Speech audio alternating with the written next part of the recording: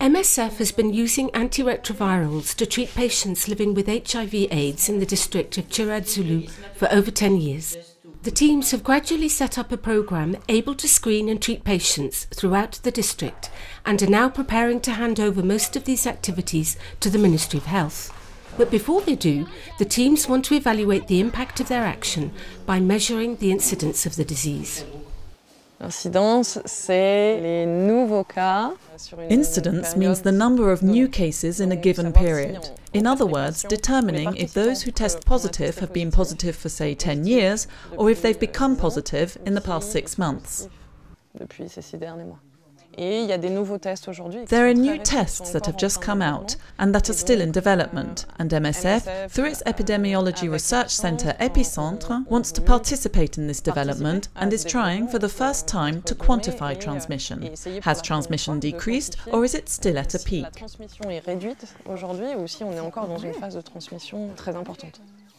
7,200 participants were randomly selected for the survey, which had questions on disease, prevention and treatment.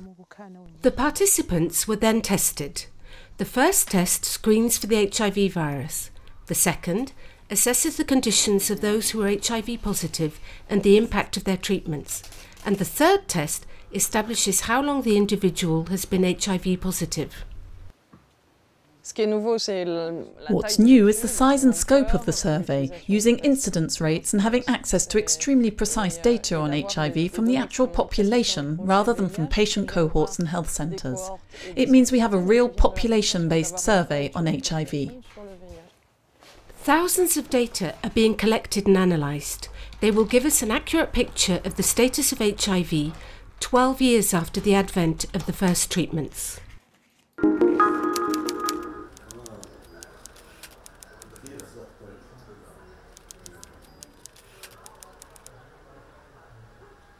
Jordan, situated right in the heart of the Middle East and used to hosting refugees, is where, in 2006, MSF decided to set up a hospital specialised in reconstructive surgery. Initially, patients were Iraqis wounded in the conflict that continues to devastate their country, but they were soon joined by Yemenis, Gazans, Libyans and Syrians. Most Iraqi patients are victims of violence, with bullet wounds or injuries caused by explosions. I was injured in a car explosion in Mosul in 2008.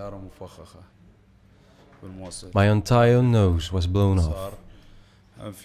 I joined the MSF program in June 2012.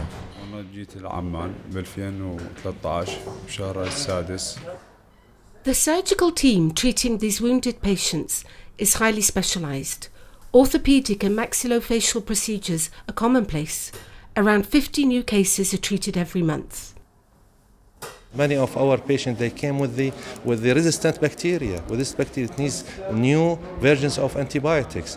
We offer this for the patients. We want to receive more patients with more cases from Iraq. The service here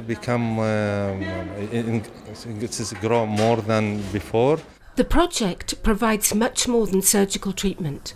Patients receive a comprehensive care package that includes physiotherapy and psychosocial support. After being hospitalised, sometimes for several months, the patients return home. The issues they then face regarding long-term rehabilitation, integration and stigma remain unresolved.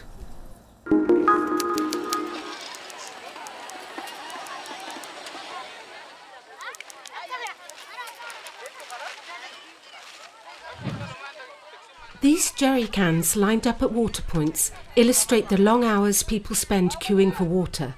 Some refugees in Yita camp have to wait all night for just a few litres. It's over 40 degrees in the shade and it hasn't rained for 6 months. The camp now spreads over more than 12 square kilometres. Refugees continue to pour in and the aid workers are struggling to keep up.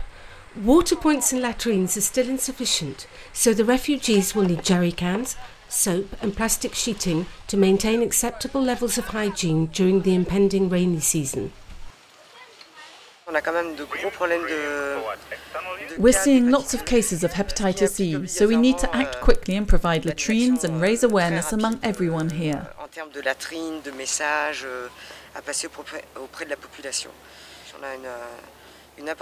We have a big team and 50 people go around the camp every day promoting hygiene and sanitation and explaining what the disease is.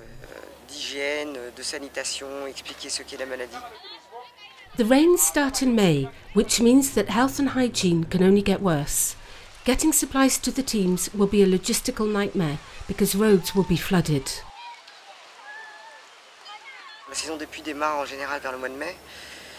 The rainy season usually starts around May, and there's every possibility that the camp will become inaccessible between now and November and December due to the flooded roads. So we preferred to play it safe and place our international orders on the basis of 100,000 refugees in the camp before the rains began. We've also done a considerable amount of work in our hospital. All our tents have been up for a year and a half, so it was high time to replace them. We're in the process of building a temporary facility, a metal structure with roofing that will withstand the storms.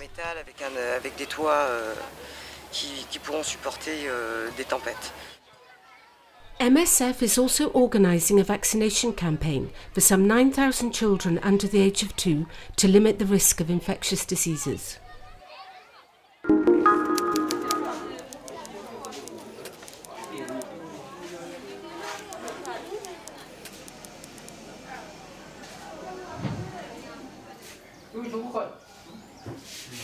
Even when the disease isn't at its rainy season peak, Lear Hospital constantly has around 50 patients suffering from Calazar to treat.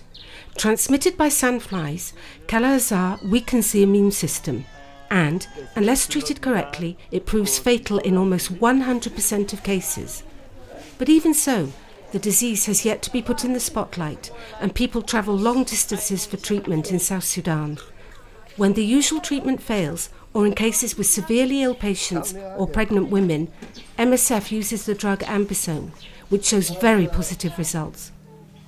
But the cost of Ambisome is a significant barrier. We could not give it to everybody because it has to be used in hospital.